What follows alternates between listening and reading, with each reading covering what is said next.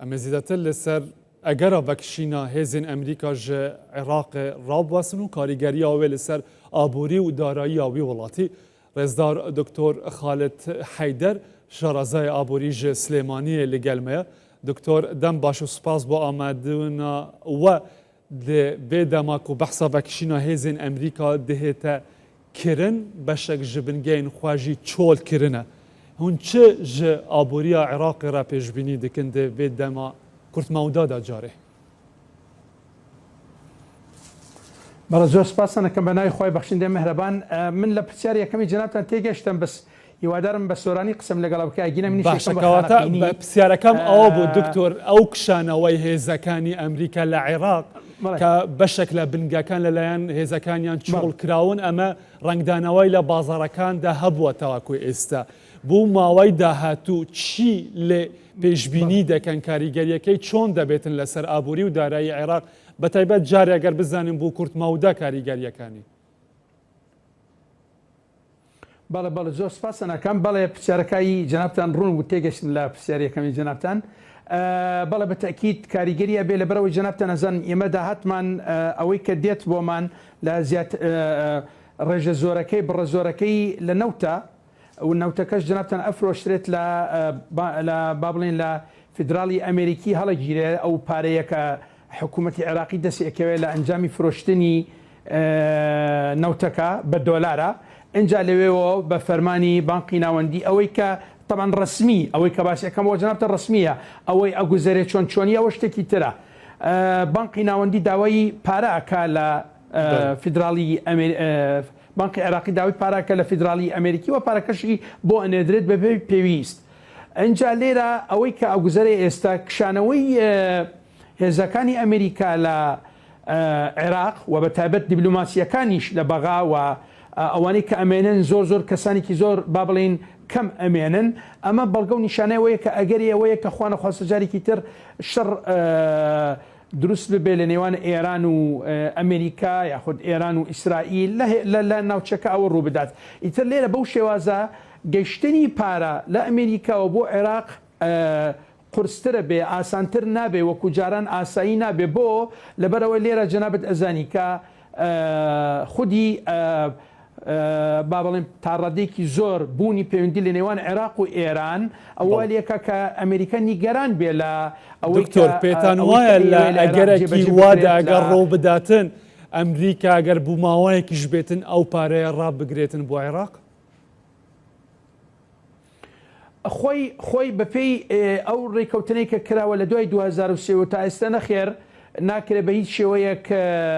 ئەمریکا پارەکە ڕابگرێت لەبەر ئەوەی لە هەموو دۆخێکدا وەکو عەرزی جەنابتانم کرد ئەوەی کە ڕسمی بەڵێ ئەوەی کە ڕسمی و فەرمیە ئەوەیە تەنها ئەمریکا شوێنێکە پارەکە عێراق لەوێ ئەپارێزرێت بۆ ئەوەی بە نمونە ئەو کەسانی کە داوای پارەی خۆیانەکەن لە عێراق و عێراق قەرزاریانە بە ئاسایی بە نمونە پارەی خۆیان لە پارەکەیان دەست نەکەوێت وەکەوەی کە ئێستا حکوومەتی عێراقی باس ئەکرێت کە زۆر بە ئاسایی پارە خەرجەکە پارێکی زۆر ئاودی و ئەکرێت بۆ ئێران بۆ ئەوەی ئەمە نەگوزەرێ و نەکرێت ئەمریکا پارەکە لای خۆی هەڵگرتووەوە ئەوەی کە پێشبینی ئەکرێت هاتنی پارە تاڕادەیەکی زۆر با بڵێن کاریگەری تا نەکرێت لە لایەنی ئەم ڕووداوانەی کە ناوچەکەیە بەڵام ئەوەی کە کاریگەریکی ڕاستەوخۆ لە نرخی دۆلارە کە بەرامبەر بە دیناری عێراقی لە ناو بازارەکانی عێراق ئەوەیە کە وەبەرهێنەران بە تایبەت نیگەران ئەبن لە ئایندەیەکی زۆر نزیک ئەوەی کە جەنابەت فەرموود کورتمەودا لە ناوچەکە بۆیە پارەکانی خۆیان ڕائەگرن ئەو پارەی کە هەیەە لە بازارەکان ڕایەکێشنەوە بە دۆلار بە تایبەت هاوڕاتیان ئەوانەی کە ئەوانیش چالاکیان هەیە تا ڕادەیەک بە نمونە بە دۆلار لە بازارەکان ئەوانیش پارەی خۆیان داواکەنەوە لە بانقەکان خەڵک لەبەرەوەی سیقە و متمانە تا ڕادەیەکی زۆر لەوانەیە بە بانقەکان نەمێنێ وا خەڵک تەسەور بکە کە بانقەکان بە ئاسایی پارە نادەن کە لەوە ئەگەری ئەوەش هەیە فعلەن بانق بە ئاسایی پارە نەدات یعنی بە نمونە لەوانەیە میچ یاخود سەقفێک دابنێ بۆ ئەوەی ڕۆژانە پارە بدە بە هاوڵاتیان ئەمانە هەموو وەلیەکە کە دڵە ڕاوچەیەک لای هاوڵاتی لای وەبەرهێن دروست ببێ لای سەرمایەدار لای ئەو کەسانەی کە شت هاوردە ئەکەن لە دەرەوە ئەمانە هەمووی لایەن نائارامیەک دروست ببێ لاینی دەرونیان بە نمونە ناجێگیر بێ بۆ بە تایبەت لە تێڕوانینیان بۆ ئایندەی زۆر نزیک داوالیەکە کە داواکاری لەسەر دۆلار زیاد بکات لەگەڵ ئاستەنگەکان و بربەستەکانەوەی کە باسم کرد بۆ جنابتان هاتنی پارە لە ئەمریکا بۆ عێراق ئەوەش ئەگەر ئەوەیە دروست ببێت بۆی ئەمە هەموو ئەلیەکە کە خستنە ڕووی ببوورە خستنە ڕووی دۆلار کەمتر ببێت لە بازارەکانی عێراق و کوردستانیش بۆیە نرخەکەی زیادەکە بەڵ باشە ئەگەری ئەو کشانەوە وای کردووە لە ئێستاوە کە بەشێکی دەستگاکان و ڕێستۆرانت و کۆمپانیەکانیش خۆیان بکشێنەوە هەر لەگەڵ کشانەوەی هێزەکانی ئەمریکا لە وڵاتە کەواتە بوو دوورماودایەوە چۆن دەبین لە کاتێکدا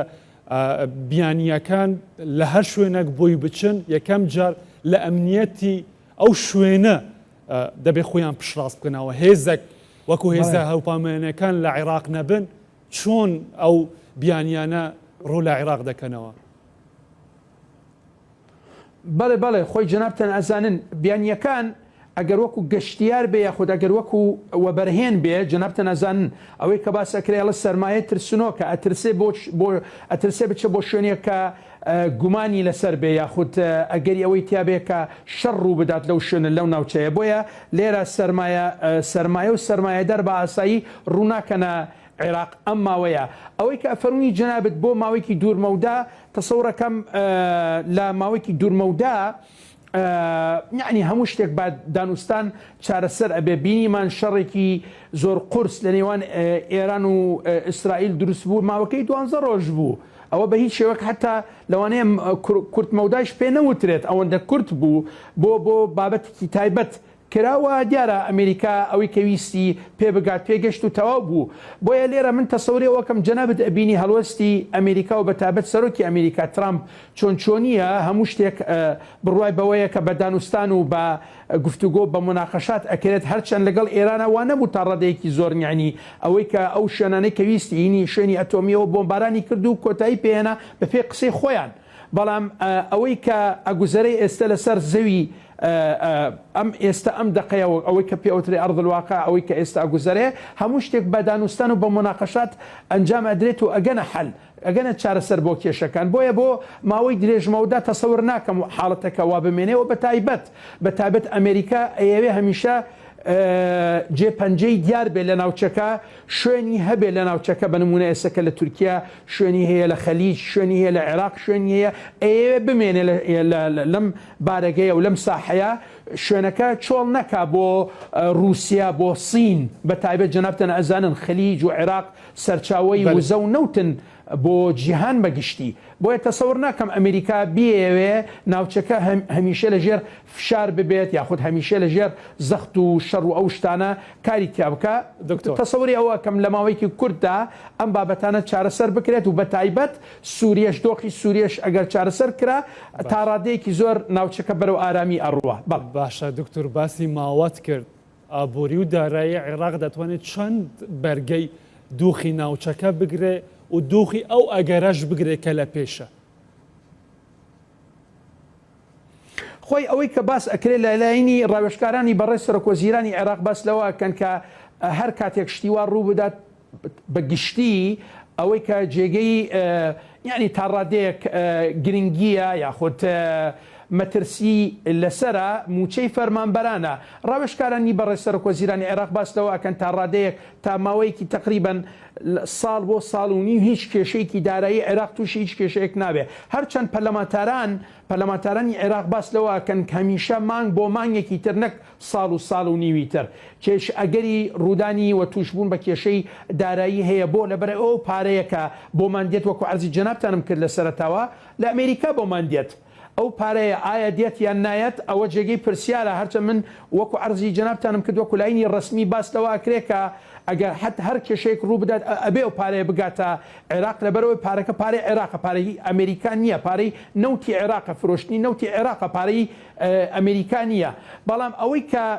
کێشەیە لە ناوخۆ وەکو ئەوەی کە لە ساڵی 2014 ڕوویە جەنابتان ئازانن ئەوەی کە داعشەکە بوو و توانە و ئیمکانیەتی عێراق و ئابووری عێراق خۆینی ئاڕستەی لاینی سەربازی کرا ئیتر گرنگی نەدرا بە بوارەکانی ترەوە بە تایبەت بواری وەبەرهێنان و بواری بەنمونە بابەتەکانی تر هاوردەکردنی شتومەک لە بوارەکانی تر بۆیە لێرە تەسەوریەوە ئەکەم ینی بەم شێوازە تا ڕادەیەکی زۆر عێراق ئەوەی کە ئەوترێت عێراق بەرگەی ساڵ بۆ ساڵ و نیوی تر بگرێ بە پێی ئەو پارەیە کە هەیەی و ئەتوانێ بیگۆڕێتەوە بە دیناری عێراقی. لێرەش کێشەیەکی تر هەیە لە ناو خۆی عێراق کە بریتە لە نەبوونی پارەیەکی کەم بە نەقدی عێراقی. باس لەوە ئەکرێت کە لە 1970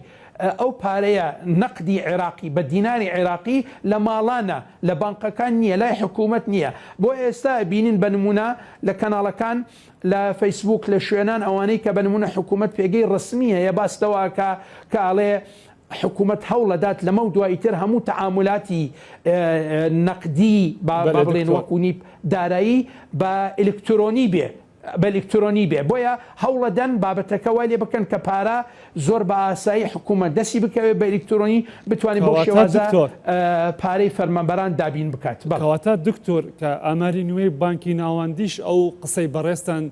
پشڕاست دەکاتەوە کە پاشەکشێش ڕۆی داوە لە دانانی دراوی دینار لە بانکە حکومی و تایبەتەکانی عێراقدا. ئەمە واناکەتن لەم دۆخەشدا کە